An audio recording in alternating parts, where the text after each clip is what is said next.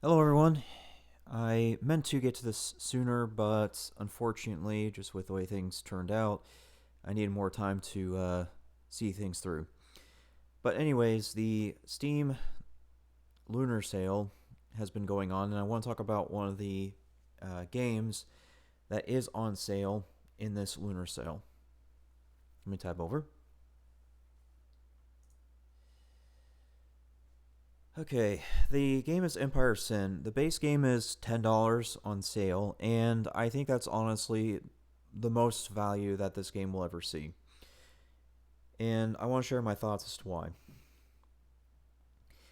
Empire Sin is going to be somewhat familiar to people who have played XCOM because it uses a class system, it has the squares, the same RNG BS that happens.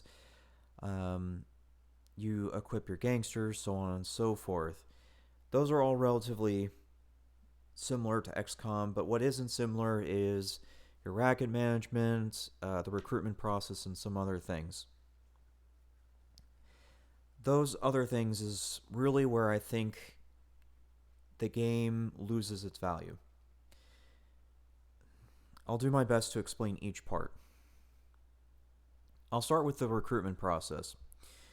When you play Empire Sin, you open a recruitment panel in your top left corner.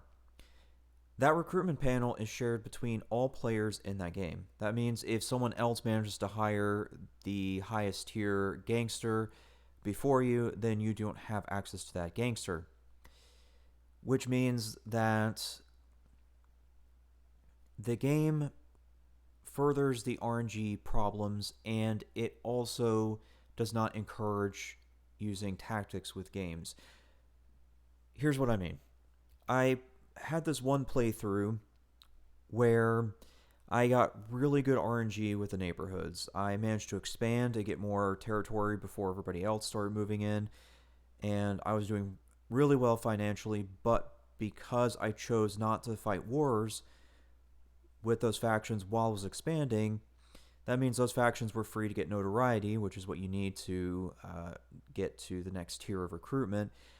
So they were able to get farther ahead on me in terms of the recruitment just because I was too busy expanding.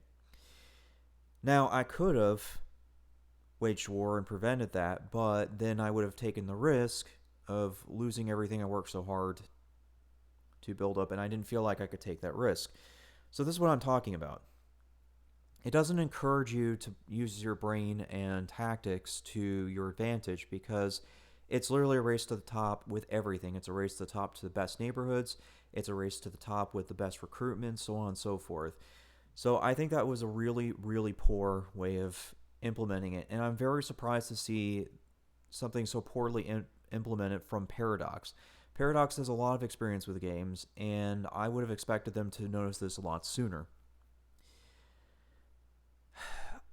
That said, I'm not going to criticize it too harshly because they had an interesting idea and it would have made sense to put into the game and it would have been great had they executed a little bit better. Here's what I think they should have done to fix this. To fix the recruitment page, I think what they should have done instead was treat that recruitment page as kind of a hero unit thing and then limit to maybe 4 people.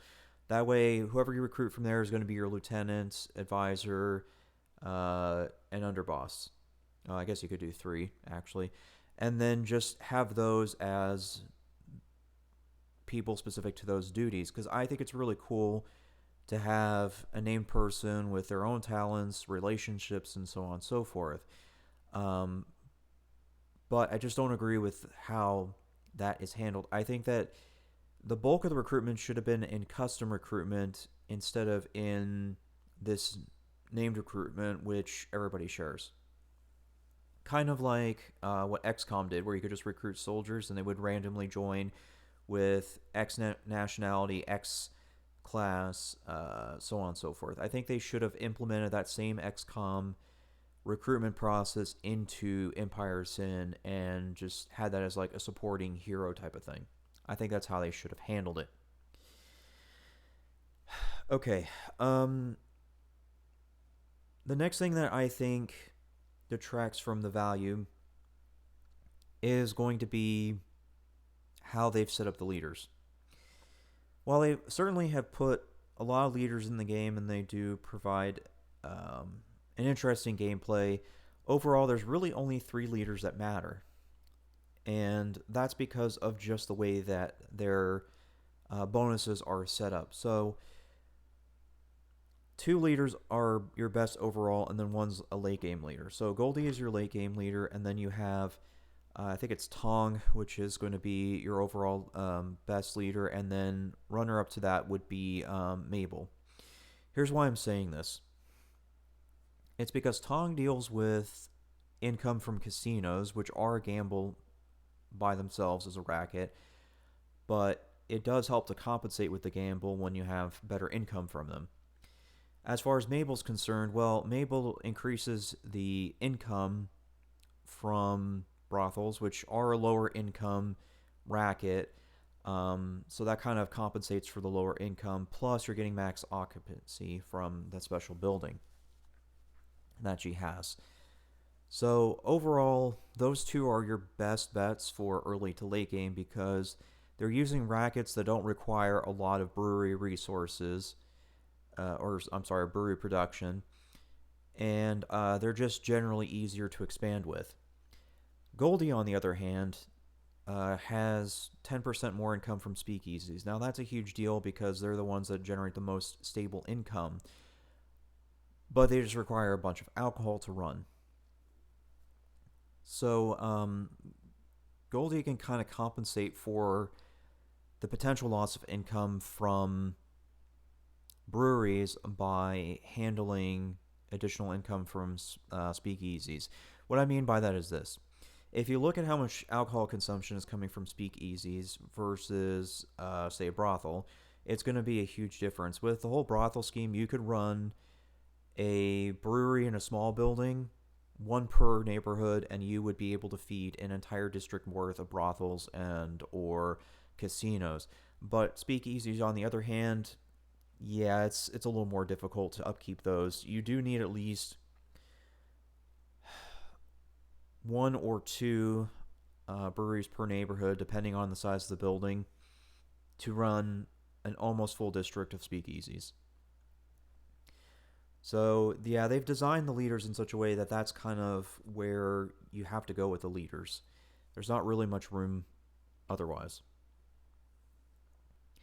I would say that's the other factor to detracting from the value because there's really not many good leaders besides that. Sure, they added one with DLC, but I mean, it's so specific that it's just kind of like, I don't think it's really worth it. I think the vanilla leaders are honestly better. But yeah, so recruitment leaders I think are 2 of the detracting values from this, and a third I would say is the black market, which is where you get your weapons and armor from. My issue with the black market is it just further adds to the RNG. With XCOM, at least you had some sense of when you were going to get X armor and X weapon, but with this, it just really hard to determine whether or not you're going to get what you want out of it. So again, it adds to the RNG because it's either screwing you over by not giving you the weapons you want or by not giving you any armor at all. I've had that happen with a playthrough where I literally could not get a piece of armor from the black market, which really ended up sucking for me. So there's that issue as well. I would say 4th and final detracting value from this whole game is in the classes themselves, because in XCOM, really all classes had value, depending on your playstyle and depending on other circumstances. But overall, every class had a value. But in Empire Sin, it does not appear to be that way, because con artists have an entire talent tree devoted to random things like throwing knives, throwing axes, some melee abilities, and whatnot. I mean, if you manage to hit with the poison tip blade, okay, cool. But good luck hitting with that. It doesn't have very good RNG. I've noticed. And as far as melee is concerned, I wouldn't take that risk, especially if you're playing in the harder difficulties. If you're playing in the harder difficulties, it's just not worth it to take that risk with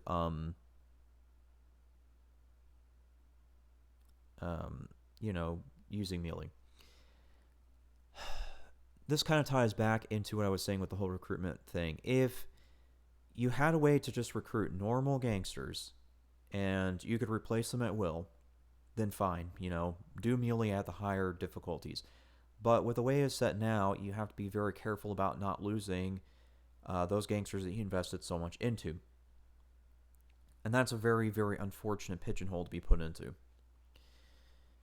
So, yeah, I'll go ahead and try to finish this by saying that there is an expansion. I pulled it up here. So maybe they'll fix this, but in its current state, I just don't think this game is really worth more than $10. So if you want to get this on sale, by all means do it. It's a good waste of time. It's got pretty low requirements in comparison to some other games. You could definitely run this on certain laptops, so I could see this as being a laptop game, but other than a laptop game and maybe just a place to sink some time into if the internet's down or server maintenance or something like that, that's really the only value I can see with this being a game. Oh, actually, I'm sorry. I did forget the fifth thing. My fifth detraction of the value is that even if you buy Empire Sin from Steam, it still goes through the Paradox launcher. And that's really unfortunate because, one, it requires a new account if you don't have a Paradox account. Two, it completely eliminates the Proton from Steam. Because the problem with running games on Linux is, unless it's being run through Steam or Lutris, then the games tend to not work. And I have noticed that by reading through Proton reports. But yeah, I just really want to quickly mention that. But yeah, so yeah, if you want to get it for $10, perfectly fine if you want to sink some time into it. But I would not personally recommend this game if it's any higher than $10. I just don't see it as anything more valuable than $10 game. With the whole spiel about Empire Sin completed, I just want to quickly tab over and mention this game.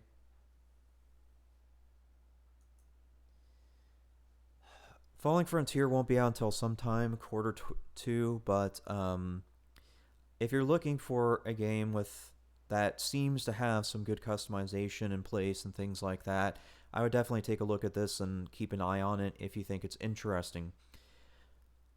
This level of detail is the kind of thing I like to see with games, and unfortunately it seems to be pretty rare. But either way, I'd keep an eye on that, and yeah, that's all I have to say. Thanks for listening.